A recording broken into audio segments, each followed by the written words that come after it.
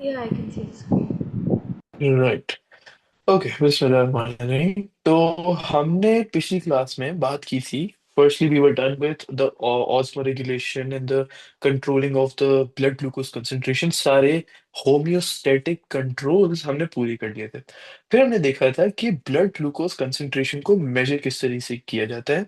The first process was either measuring the glucose concentration in urine by using a dipstick और a tester, जिसमें pad के अंदर immobilized enzyme and colourless chromogen होता है। या तो measuring the blood glucose concentration, this is a fully quantitative test, this is a semi quantitative test. ये blood में करंट ग्लूकोज का कंसंट्रेशन बताता है। ये यूरिन में ब्लड ग्लूकोज का कंसंट्रेशन बताता है। And it depends on when the urine sample was taken, तो ये करंट अमाउंट का नहीं बताता। Today we'll start with homeostasis in plants. This is basically maximum of 3 class topic और majority times पे ये 2 class में ही खत्म हो जाता है. So let's see where we end up this time. So homeostasis in plants, जब हम होम्योस्टेसिस इन प्लांट्स की बात करते हैं फॉर ह्यूमंस, हमें बहुत सारे इंटरनल फैक्टर्स को कंट्रोल करना था। मतलब इंटरनल एनवायरनमेंट में देयर वर वेरी फैक्टर्स जिसमें नेगेटिव फीडबैक यूज हो रहा था। As an example, water control, osmoregulation मतलब, या ब्लड ग्लूकोज कंसेंट्रेशन, या हम टेम्परेचर को कंट्रोल कर रहे थे in the body. In this bar A2 के सिलेबस में टेम्परेचर नहीं था, but you would have learn this in O levels और IGCSE, करेक्ट? Yeah. कि बॉडी हेयर्स जो होते हैं वो स्ट्रेट हो जाते हैं, वर्टिकल हो जाते हैं। You start sweating when you have to remove the amount of heat from the body. तो ये सारे इंटरनल फैक्टर्स थे जो हम कंट्रोल कर रहे थे। होम्योस्टेसिस इन प्लांट्स के लिए one of the physiological factors, physiological factors is simply a fancy word of saying internal factors in the plants के अंदर की environment। तो यहाँ पे ब्लड ग्लूकोज नहीं होगा क्योंकि ब्लड नहीं है। यहाँ पे ऑस्मो रेगुलेशन शायद हो। We look at what the factor is which we are gonna do homeostasis for in plants. So one of the physiological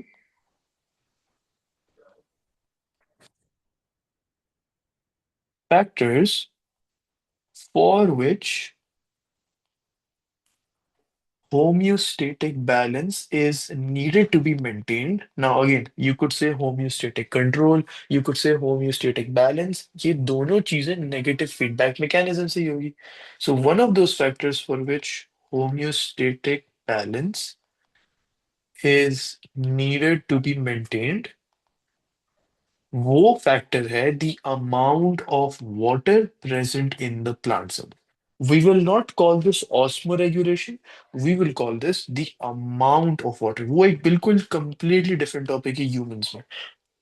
यहाँ पे सॉरी, उस फैक्टर्स को हम कहेंगे amount of water in the cells। अच्छा, let's look at the structure of a plant. क्या cell के एक प्लांट के अंदर एक लीफ का सेल किस तरीके का दिखता है, और एक प्लांट के अंदर लीफ का टिश्यू किस तरीके का दिखता है। सो सबसे पहले we have a small layer at the top. Do you know the name of this layer? Epidermal layer? अच्छा, epidermal layer is the layer below this. इस लेयर का नाम होता है वैक्सी क्यूटिकल लेयर। तो ये बच्चे ऑफन कंफ्यूज कर देते हैं कि they forget the waxy cuticle and they go straight to the epidermal. बहुत कॉमन एक गलती है। वैक्सी क्यूटिकल सबसे ऊपर होता है, और ये प्लांट की लीफ में वाटर लॉस को प्रिवेंट करने के लिए होता है। अभी हम वैक्सी क्यूटिकल का इस्तेमाल नहीं करेंगे। अभी हम देखेंगे कि नेगेटिव फीडबैक से वाटर कैसे कंट्रोल होता है प्लांट सेल में without using this vaccine cuticle. So think of it as another way of controlling the amount of water। अभी हम दूसरा तरीका देखेंगे। वैक्सी क्यूटिकल के नीचे there are a group of sales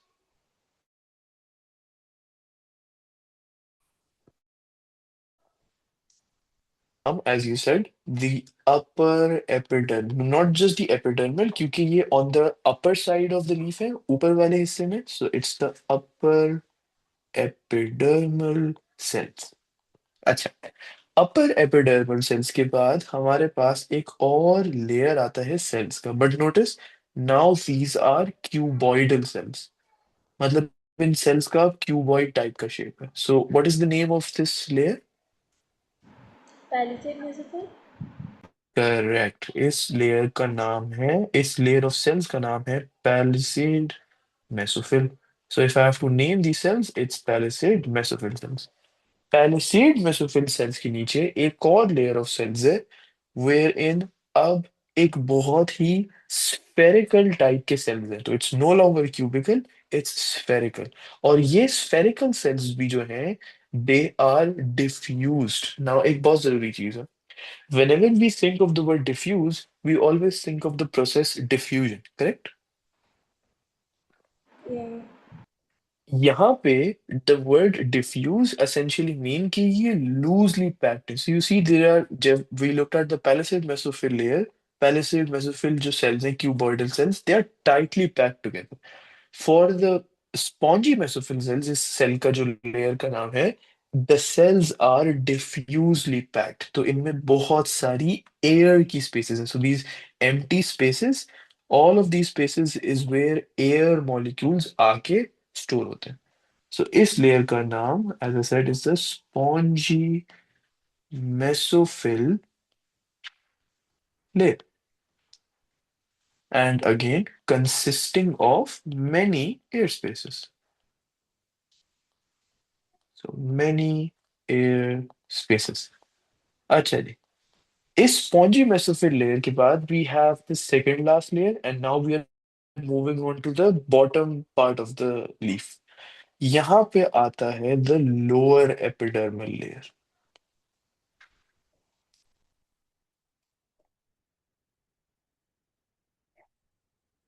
So this is lower epidermal layer. But you might have noticed, मैं एक cell बनाना शायद भूल गया हूँ. नहीं, मैं बनाना नहीं भूल गया हूँ. ऑन पर्पस मैंने यहाँ पे थोड़ी सी जगह छोड़ी है. लोअर एपिडर्मल लेयर के अंदर there are two cell. So are you saying something?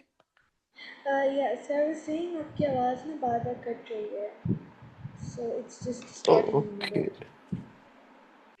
Late me check. It's the same wifi जो कनेक्ट हुआ है. ओके, यहाँ से मैं डिस्कनेक्ट कर देता हूँ. Maybe then it will work.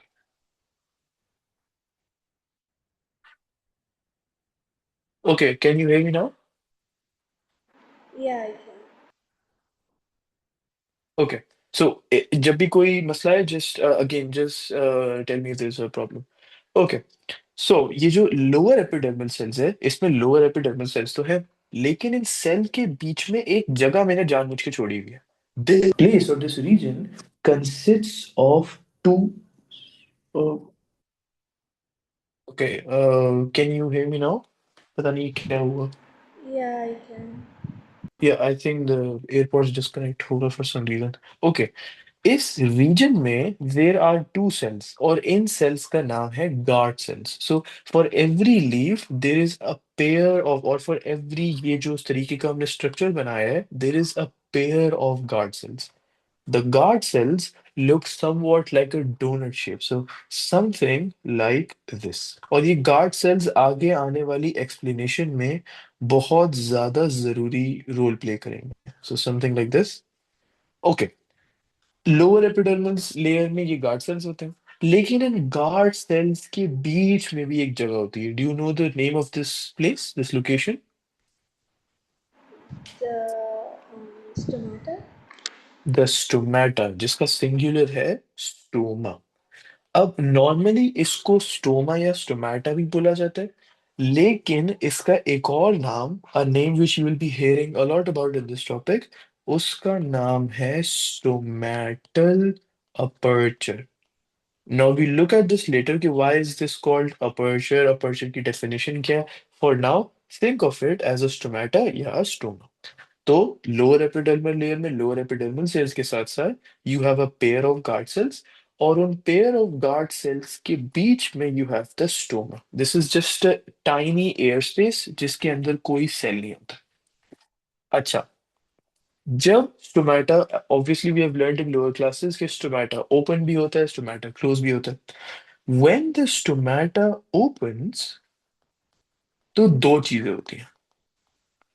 So when the stomata opens, सबसे पहली चीज जो होती है is that it allows for gas exchange. अब let's see for a second कि गैस एक्सचेंज यहाँ पे होती कैसे। You remember the diffuse placement of the spongy mesophyll cell?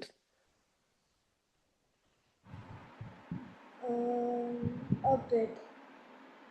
कि ये जो स्पॉन्जी मेसोफिल सेल्स हैं ये डिफ्यूजली पैक्ड हैं, they are loosely packed together. Oh yeah. Okay, जब स्टोमेटा ओपन होता है ना, तो carbon dioxide is needed by the plant leaf, और वो क्यों? फोटोसिंथेसिस के लिए। कार्बन डाइऑक्साइड फोटोसिंथेसिस के लिए प्लांट की लीफ को जरूरत होती है। जब स्टोमेटा खुलता है, this is the only place in the leaf जहां से लीफ को कार्बन डाइऑक्साइड मिल सकती है। So stomata opens, carbon dioxide moves in. When carbon dioxide moves in, तो अब ये स्पॉन्जी मेसोफिल लेयर में इतने सारे एयर स्पेसेस जो थे, कार्बन डाइऑक्साइड यहाँ पे आके स्टोर हो जाता है। So carbon dioxide comes in and then it is stored in these air spaces between the spongy mesophyll cells in the spongy mesophyll layer. फिर क्या होता है कि दिस कार्बन डाइऑक्साइड मॉलिक्यूल्स ये होते हैं अब diffuse into the palisade mesophyll cells. Because although spongy mesophyll cells में थोड़ा सा क्लोरोप्लास्ट होता है, लेकिन majority chloroplast and majority photosynthesis palisade mesophyll layer में होता है। तो कुछ कार्बन डाइऑक्साइड के मॉलिक्यूल्स स्पॉन्जी मेसोफिल सेल्स में डिफ्यूज हो जाते हैं, some carbon dioxide molecules diffuse into the palisade mesophyll cells।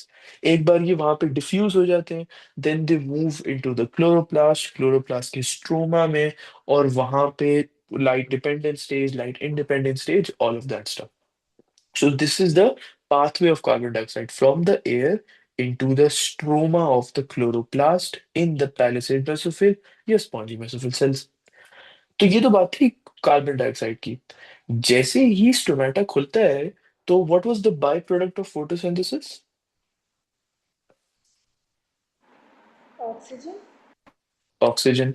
Oxygen इस स्पॉन्जी मेसोफिल सेल्स में से भी बाहर निकलता है क्योंकि यहाँ भी फोटोसिंथेसिस हुई थी, और पैलिसेड मेसोफिल सेल्स में भी क्योंकि फोटोसिंथेसिस हुई थी, यहाँ से भी ऑक्सीजन बाहर निकलता है, और ये स्टोर हो जाता है into these air spaces. So think of it right now as the stomata being close. Stage one पे हम स्टोमेटा क्लोज्ड है।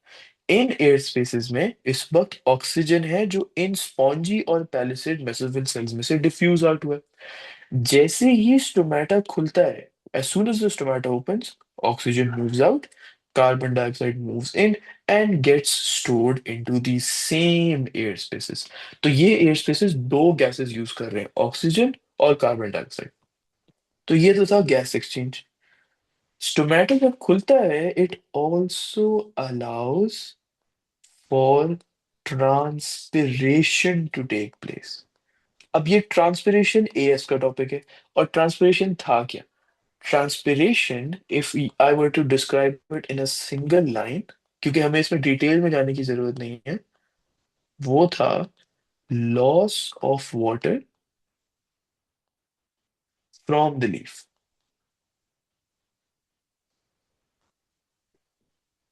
ये जो सेल वॉल और सेल मेम्ब्रेन के बीच में जगह है ना, in the palisade mesophyll cells या in the spongy mesophyll cells, कौन सी location? The location between the cell wall and the cell membrane. So think of a palisade mesophyll cell like this, इस तरीके से। यहाँ पे this part is the cell surface membrane, this part is the cell wall, this part is the cytoplasm. ये वाली जो जगह है, दिस वन, यहाँ पे वाटर स्टोर्ड होता है। और होता क्या है, This water evaporates from these cells and moves into the air spaces. जब स्टोमेटा खुलता है तो ये एयर स्पेसेस के बाहर डिफ्यूज हो जाता है। सिंपल केसेस में this is what transpiration is, कि लीफ में से पानी लूज हो गया। तो एज अ समरी, अभी तो हमने क्या डिस्कस किया, we just discuss the structure of the leaf and कि स्टोमेटा खुलता है तो गैस एक्सचेंज होती है और ट्रांसपिरेशन अला होती है। अच्छा, यहाँ तक clear? Yeah, it's clear. Okay. Now when the stomata closes तो फिर क्या होता है? जब स्टोमेटा ओपन था तो गैस एक्सचेंज और ट्रांसपिरेशन हो रही थी। जब स्टोमेटा क्लोज होगा तो ये दोनों चीजें नहीं होंगी। So transpiration and gas exchange both don't happen. It's nothing new, कुछ नया नहीं होता अगर स्टोमेटा क्लोज होता है। बस वो दोनों चीजें जो हो रही थी while it was open, अब वो ऑब्वियसली नहीं होंगी। अच्छा, अब सवाल ये है कि ये स्टोमेटा ओपन कब होता है और ये स्टोमेटा क्लोज कब होता है। पहली तो चीज ये, और ये ऐसा क्यों होता है। तो सबसे पहले the question we have to answer is when and why does the stomata, अभी तो हम इस बात पे पहुंचे नहीं है कि how does this tomato close, वो चैप्टर के आगे, टॉपिक के आगे वाले हिस्से में। अभी तो हम सिर्फ ये देख रहे हैं कि कब क्लोज या ओपन होते हैं और क्यों ये ऐसे करता है। So when and why does tomato close या ओपन। सो यहाँ पे एक टेबल बनाते हैं एंड यहाँ पे वी राइट स्टोमेटा क्लोजर, मतलब कि स्टोमेटा क्लोज हो रहा है, एंड यहाँ पे स्टोमेटा ओपन है या stoma open, the same thing, it's just singular and plural, stoma and stomata. Okay, could you tell me when does the stomata closure take place? Think of the uses of stomata. When this tomato closes, Yeah, yeah, stomata closure कब होती है? high carbon dioxide concentration कहाँ पे carbon dioxide की concentration high होगी? in the leaf. In the leaf. Okay. And anything else? I think high temperature and I think low light. High temperature and no light. You said or more light? Low light, low light. Low light. Okay, correct. All of these are very good points and correct points. सबसे पहले तो the last point which you talked about, low light intensity. अब इसको समझते हैं कि इसका ताल्लुक क्या, इसका रिलेशन क्या है स्टोमेटल क्लोजर से। असेंशियली फोटोसिंथेसिस के लिए हमें चाहिए था carbon dioxide for the carbon dioxide fixation in the Calvin cycle, and हमें लाइट इंटेंसिटी चाहिए थी एक एडिक्वेट अमाउंट की, ताकि photo systems light dependent stage में अब्सॉर्ब कर पाए। अगर लाइट इंटेंसिटी लो होगी, क्या फोटोसिंथेसिस का रेट ज्यादा होगा या कम होगा? Uh, कम होगा। कम होगा। The rate of photosynthesis will be limited due to light intensity. अगर rate of photosynthesis light intensity से लिमिट हो रहा है तो फिर मैं लाइट इंटेंसिटी को किस किस्म का फैक्टर बुला सकता हूँ? Limiting factor? Limiting factor. Perfect. If any process is being limited by a certain factor, that factor is the limiting factor. So यहाँ पे अगर लो लाइट इंटेंसिटी है तो light intensity is the limiting factor, और ये limiting factor obviously limits the rate of photosynthesis.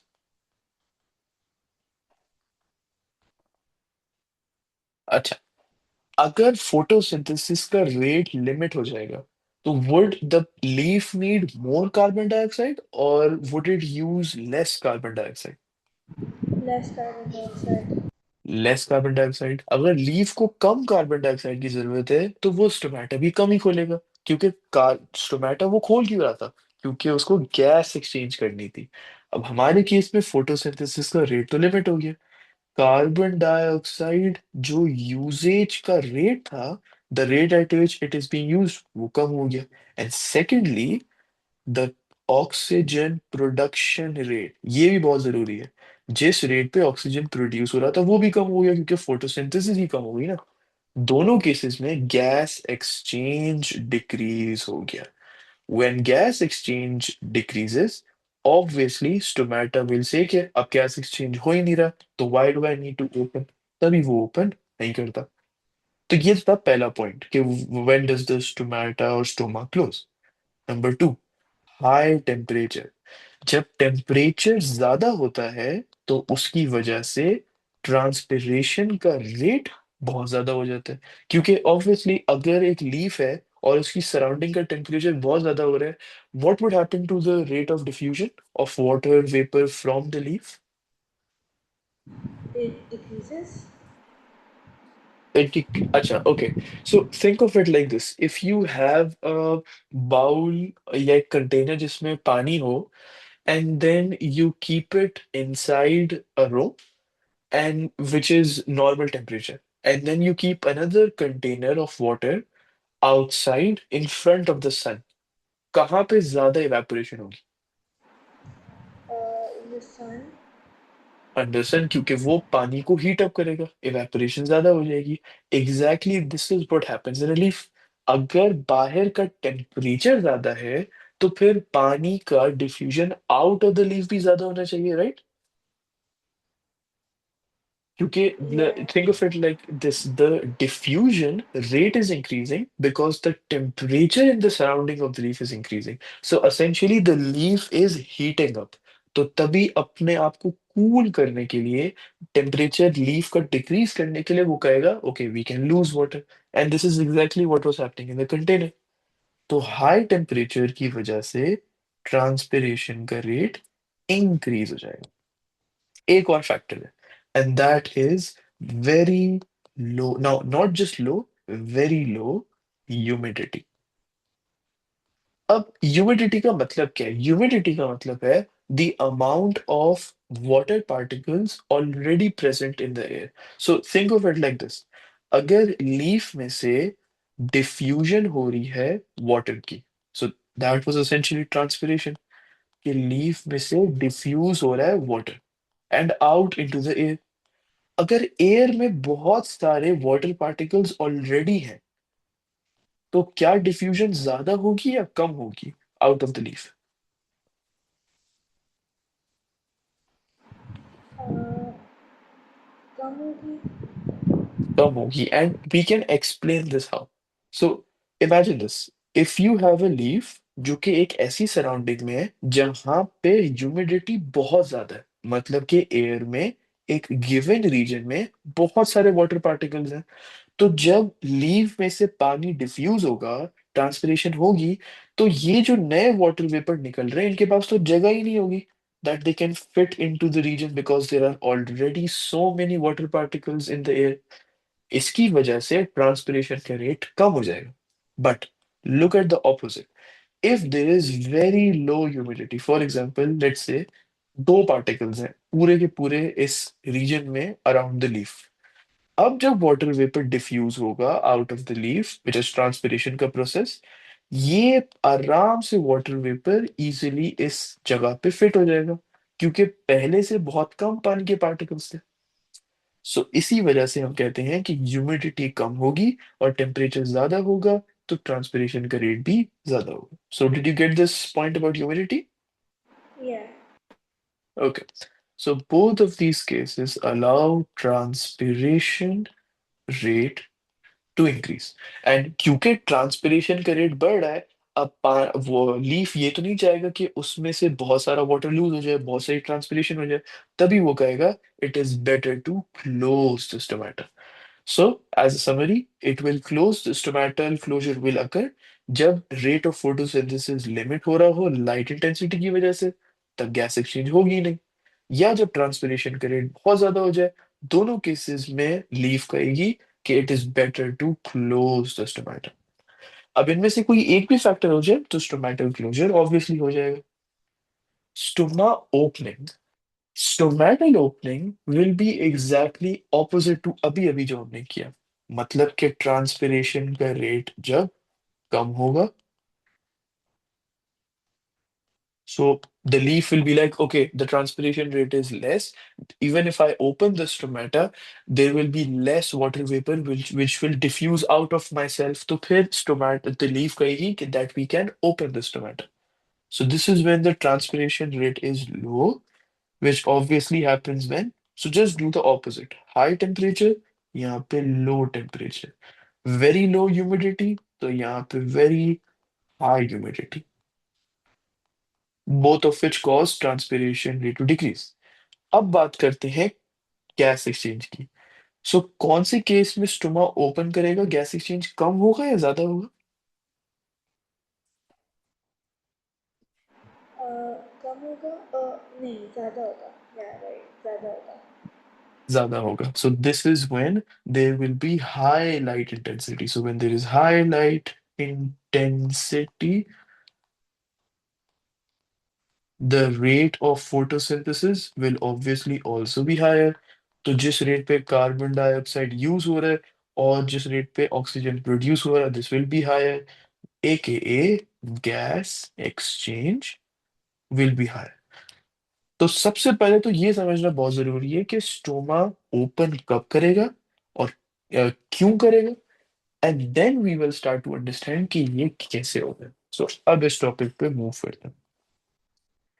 The opening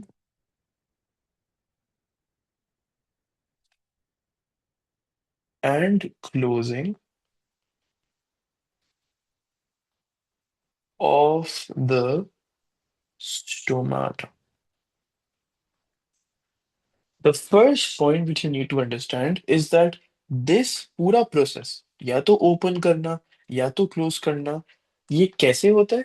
सबसे पहले तो हमें ये समझना है कि इसको कंट्रोल करते हैं guard cells. So this process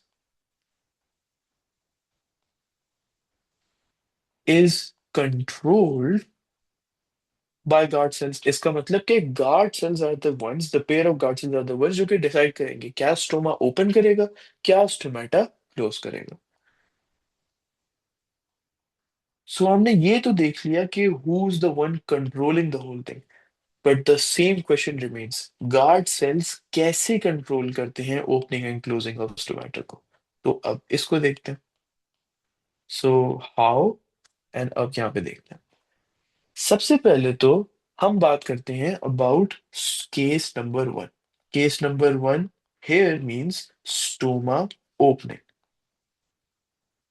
so what happens, या गार्ड सेल्स के साथ क्या होता है जिसकी वजह से स्टोमेटा ओपन हो जाता है या स्टोमा की ओपनिंग हो जाती है। होता ये है कि वाटर ऑस्मोटिकली मूव करता है गार्ड सेल्स के अंदर। सो मैं यहाँ पे लिख देता हूँ, when water osmotically move into the guard sales. Now, before I move on, look at the structure of the guard cells again. Guard cells का स्ट्रक्चर कुछ इस तरीके का है। बीन शेप्ड का इसको कह सकते हैं, किडनी शेप का कह सकते हैं, या डोनट शेप का कह सकते हैं। ये जब इनके अंदर ऑस्मोसिस के जरिए पानी मूव इन करेगा, would they expand in size और would they shrink in size?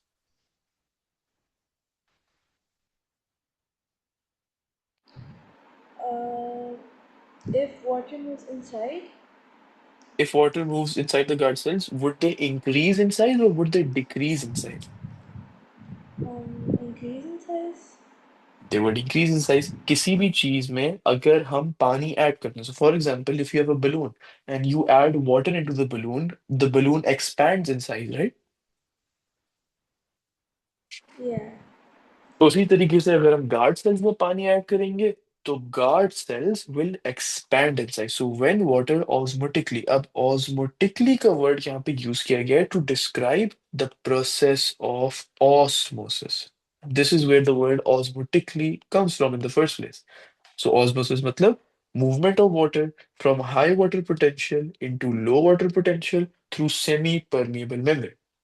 अब ये गार्ड सेल्स की जो मेम्ब्रेन है, okay, that is the semi permeable membrane. लेकिन tell me this, water potential low कहाँ पे था जिसकी वजह से पानी अंदर मूव किया? inside the cells. Inside the guard cells, correct. Water potential was low inside the guard cells, which is what caused water to move in the guard cells through osmosis. So when water osmotically moves into the cell, they become turgid,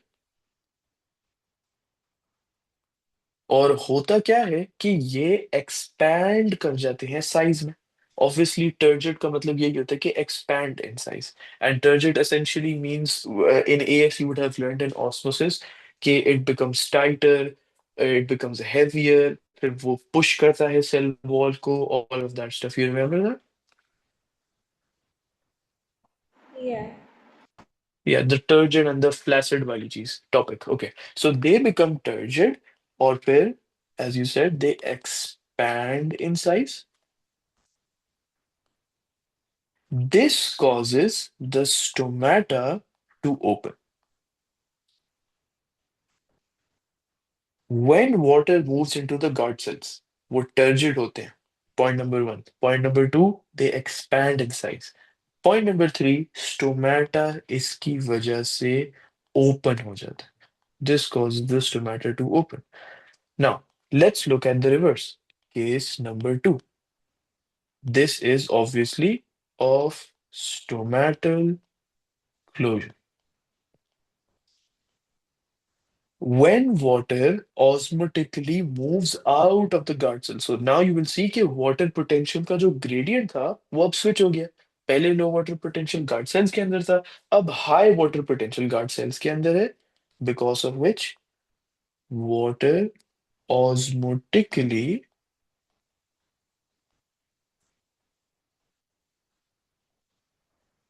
moves out of the guard cells. So अगर water guard cells के बाहर जाएगा, out of the cells, तो what would they become instead of turgid? Flaccid. Flaccid, correct. They become flaccid. This is a very, very important keyword, turgid and flaccid. और obviously इसका मतलब ये है कि ये shrink कर जाते हैं in size. So they shrink in size. This causes the stoma to close. Abhi, we have not talked about the exact structure of cell, the guard cells. We have not talked about what causes water to move in. मतलब अभी हम बात कर रहे थे about when does the stoma open and close, and now somehow weirdly water starts moving into the guard cells. ये बहुत ही random हमने एक प्रोसेस शुरू किया। अभी तक हमने प्रोसेस को डिटेल में देखा नहीं है। Once you remember these two cases, water moves into the guard cells become turgid, expand in size, तो stomata open हो जाएगा. Water moves out of the guard cells, flaccid, shrink in size, stomata close हो जाएगा. You have remembered 40% of the entire topic. 40%. अब हम देखते हैं, so for example, if it's like a 5 mark question, you write these two cases or whatever case the question is asking for, you'll get 2 out of 5. अब हम देखते हैं the remaining 60%। सबसे पहली चीज हम देखते हैं the uniqueness of the guard cells. So let me just write this here, ये पूरी चीज जो है दिस इज 40%।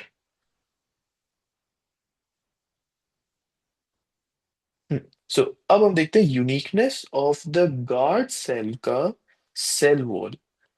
नॉर्मली हम जो प्लांट सेल्स देखते हैं उनका सेल वॉल हम नॉर्मली इसी तरीके से देखते हैं, right?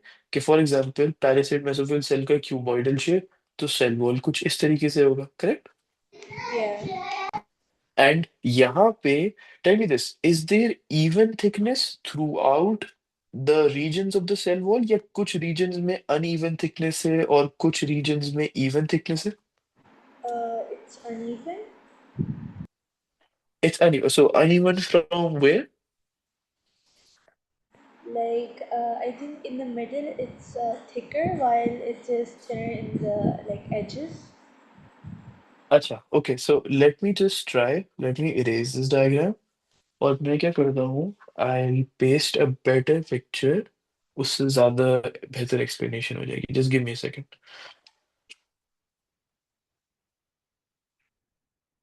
So plant cell diagram with cell wall.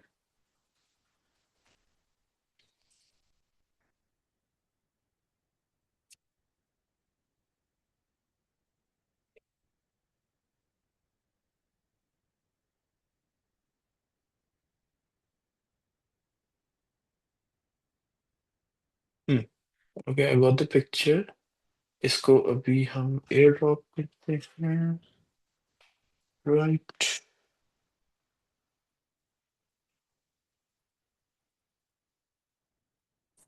Okay, so tell me this.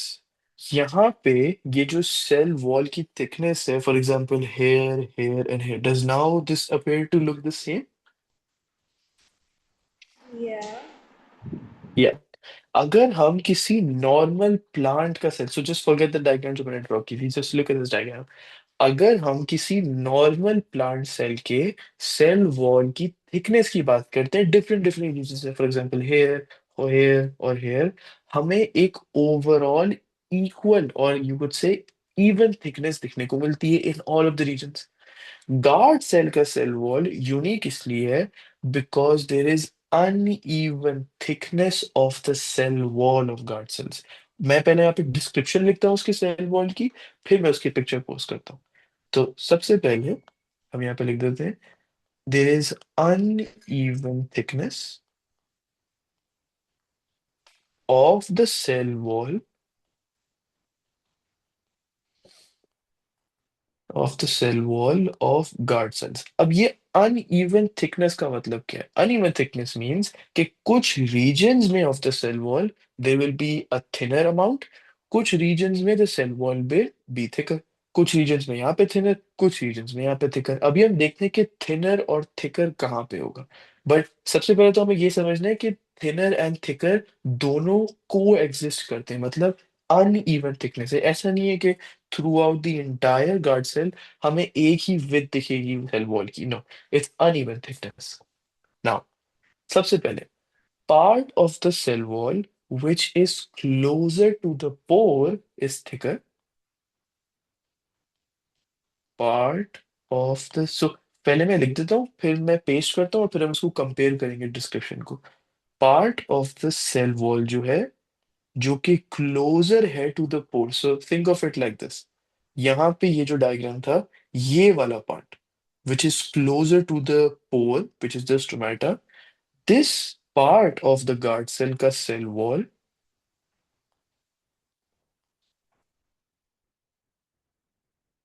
this is thicker. So part of the cell wall closer to the pore is thicker, and obviously part of the cell wall away from the pore is thinner.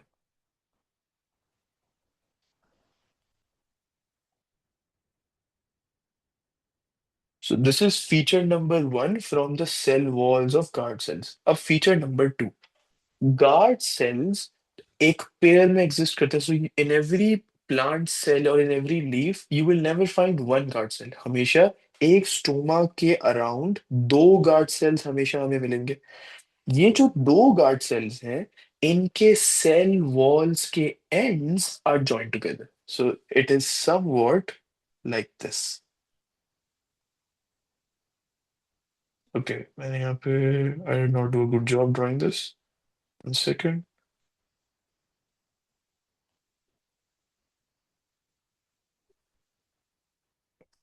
Okay, instead of doing इतनी मेहनत, I'll just paste the picture I have.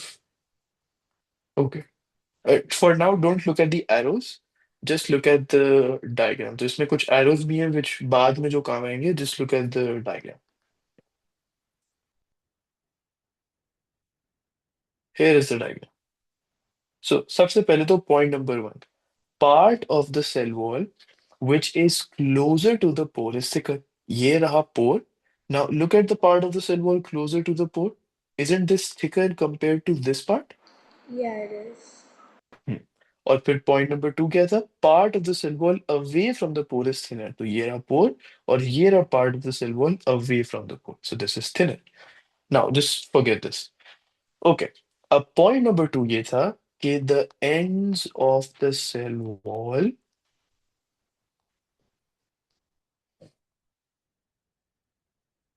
of guard cells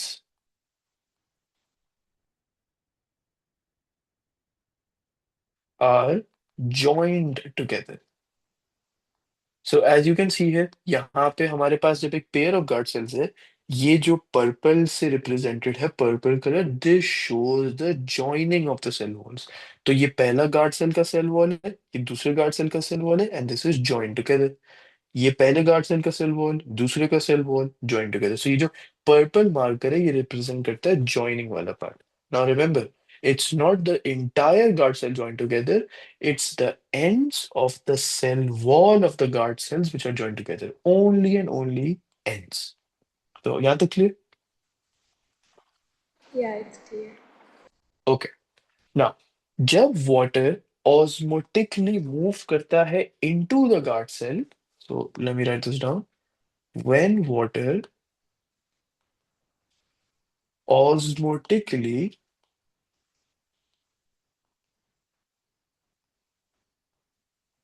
moves into the guard cell, तो होता क्या है कि obviously turgor pressure exist तो करेगा हर plant cell में या किसी भी सेल में। If you add water to it, if water osmotically moves into it, it will exert turgor pressure every single plant cell. यहाँ पे unique thing is there is an uneven turgor pressure exerted on the cell wall. So if you had a normal palisade mesophyll cell, a cuboidal cell, it would have a normal thickness of the cell wall हर जगह। तो जब turgor pressure exert होगा, तो हर जगह वो एक equal amount में एक्सर्ट होगा, something like this. So let me just paste the photo. कुछ इस तरीके से।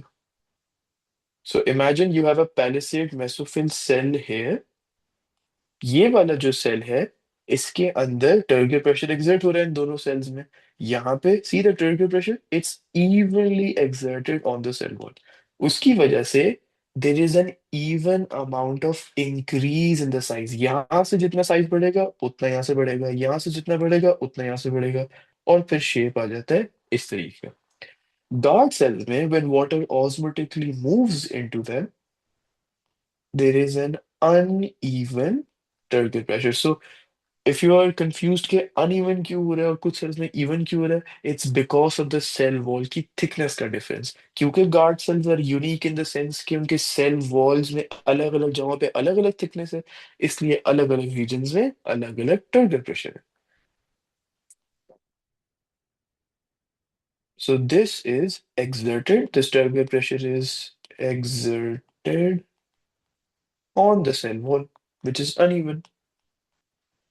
अब इसकी वजह से होता क्या है, मतलब why is this so important, this uneven वाला पार्ट? जो थिनर रीजन होती है ना सेल वॉल की, which is this part and this part right है, ये कम रेजिस्ट करेगी टर्गर प्रेशर को।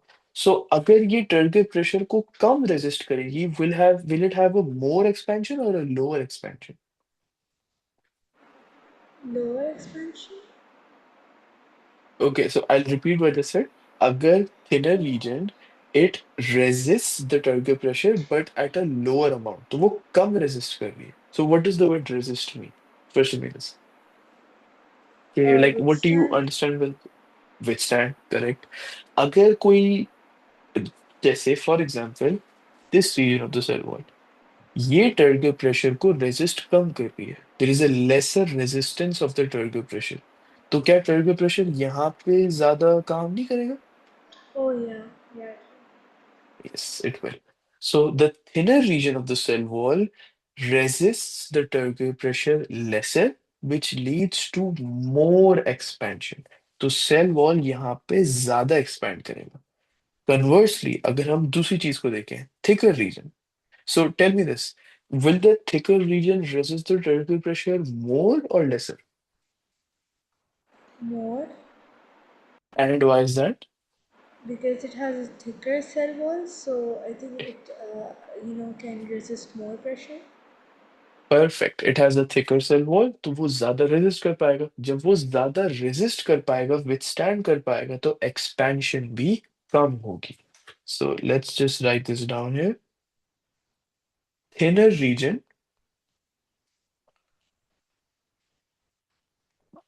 of the cell wall resists turgor pressure lesser, मतलब कम उसकी रेजिस्टेंस है। उसकी वजह से होता ये है कि मोर एक्सपेंशन होती है। And then in the case of the thicker region of the cell wall,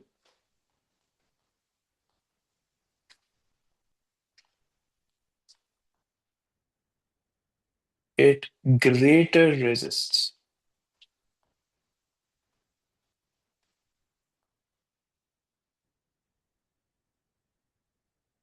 turgor pressure, जिसकी वजह से लेस एक्सपेंशन होगी।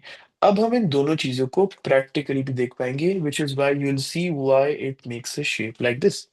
अगर हम थिनर रीजन्स को देखें, कम रेजिस्टेंस है, ज्यादा एक्सपेंशन है, तो वो ज्यादा लैटरली मूव करेगी। ना, see the word which I am using, laterally. Laterally का मतलब होता है साइडवेज, तो ज्यादा साइडवेज एक्सपेंशन होगी। So if this was the length, this becomes the length now. If this was the length, then this becomes the length now. तो ये ज्यादा so think of if you are stretching a band, if you stretch a band sideways laterally, तो वो उसी तरीके से stretch होगा जिस तरीके से गार्ड सेल होता है। नाउ ये वाला जो है, ये ज्यादा रेजिस्ट कर पाता है, तो ये कम एक्सपैंड करेगा, which is why we get a shape like this. So are you able to understand expansion की वजह से ये शेप कैसे आता है? ये बड़ा मुश्किल है समझना। Yeah, but I get the idea. So just imagine the process taking place कि यहाँ पे टर्बो प्रेशर एक्सर्ट हो रहा है, यहाँ भी एक्सर्ट हो रहा है, कुछ जगहों पे ज्यादा एक्सर्ट हो रहा है, तो वो इस तरीके से यहाँ पे पुल कर रहा है, which is causing this pore to open. और यहाँ पे कम रेजिस्ट ज्यादा रेजिस्टेंस है, तो इट्स लेस एन एक्सपेंशन है। Right. Again it will never ask you ये किस तरीके से हो रहा है, कि यहाँ पे पुल हो रहा है, यहाँ पे पुश हो रहा है, nothing like that. Just for you to imagine and remember it more easily, what it will ask you is कि टर्गर प्रेशर क्यों अनइवन है? बिकॉज सेल वॉल की थिकनेस अनइवन है।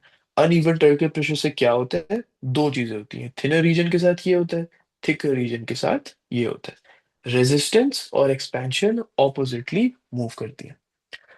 अच्छा, इसकी वजह से ये होता है, so this leads to guard cells to increase in size. लेकिन ये जो इंक्रीज करते हैं इन साइज, ये बहुत स्पेसिफिक है। Specific as in they grow outwards, and इनमें जो लेंथ की ग्रोथ है, that is greater compare to इनका जो डायमीटर में ग्रोथ हो रहा है।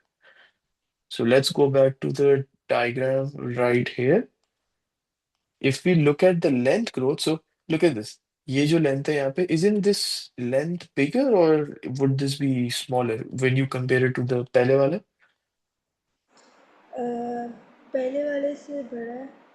पहले वाले से बड़ा, the length is bigger, length is increasing, but because this inner cell, or I wouldn't say inner cell, the thicker region of the cell wall is resisting more turgor pressure, there is less expansion in the diameter, but there is more expansion in the width, because यहाँ पे भी तो thinner region है। यहाँ पे जब वो expand करेगा, तो it will cause the length to increase. So we keep it till here today, क्योंकि जो अगला टॉपिक शुरू होने वाला है, दैट इज कि अभी तो हमने डिस्कस किया ना कि वाटर मूव इन करेगा ऑस्मोटिकली, तो गार्ड सेल का शेप कैसे चेंज होगा। अभी हमें देखना है कि वाटर मूव इन कर कैसे रहा है, that is the next topic. It's really long topic, तो अभी हम यहीं तक रखते हैं। तो यहाँ तक कोई सवाल हो तो आप पूछ लो। No, it's clear. Right, so could you give a summary of what we did today? Yeah. So basically, first we did like basically we looked at the layers of the plant cells, and then we basically looked at the factors which cause the opening of the stomata and the closing of the stomata. Mhm, The opening is caused by high light intensity, high humidity, low CO2 concentration, and I think lower temperature. While the mhm, closing is caused by low light intensity, low humidity, high CO2 concentration, and high temperature.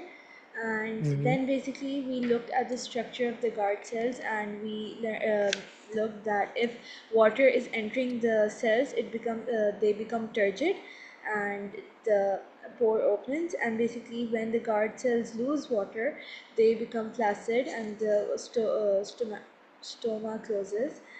And yeah, and then we learned that the cell wall is unique because uh, compared to other plant cells, the guard cells have like uneven thickness of the cell wall. So the cell Mhm, wall, which is closer to the stomatal pore, so it is thicker than the one that is away from it. mhm. Yeah, and basically, when basically the water when water is taken in, it basically allows it to like expand and grow outwards. Okay, so is the turgor pressure exerted even? Yeah, uneven. Uneven because the thicker cell wall, it resists turgor pressure more than the thinner cell wall. Perfect. Okay. So we'll keep it. अच्छा एक और चीज कि you talked about the carbon dioxide concentration. I forgot to mention that. मैं यहाँ पे mention कर देता हूँ. So stomatal flow. Although ये जो carbon dioxide की concentration है, that is a bit less important क्योंकि होता ये है कि अगर स्टोमा क्लोज करेगा उसका मतलब कि उसको कार्बन डाइऑक्साइड की जरूरत नहीं है, which obviously means कि कार्बन डाइऑक्साइड ज्यादा है. लेकिन स्टोमा एंड द लीफ इतना ज्यादा डिसाइड नहीं करते कि हमें ओपन और क्लोज कब करना है डिपेंडिंग ऑन हमारे पास कितना कार्बन डाइऑक्साइड है. वो ये देखते हैं कि अगर हम स्टोमा ओपन करेंगे तो what will be the consequences. For example, if they open the stomata, will there be a transpiration rate of high और low? Only if it is low तभी वो ओपन करेंगे. इस तरीके से तो carbon dioxide concentration is a factor, but it's not really that important when you compare it especially to light intensity or transpiration. So अगर एक question आया which asks you factors of O closure or open, you'll write these two first, और अगर there is a third mark then you write the concentration. So priority के हिसाब से. Okay, thank you. Yeah, right then. Thank you. Good office. Allah Hafiz. Thank you so much.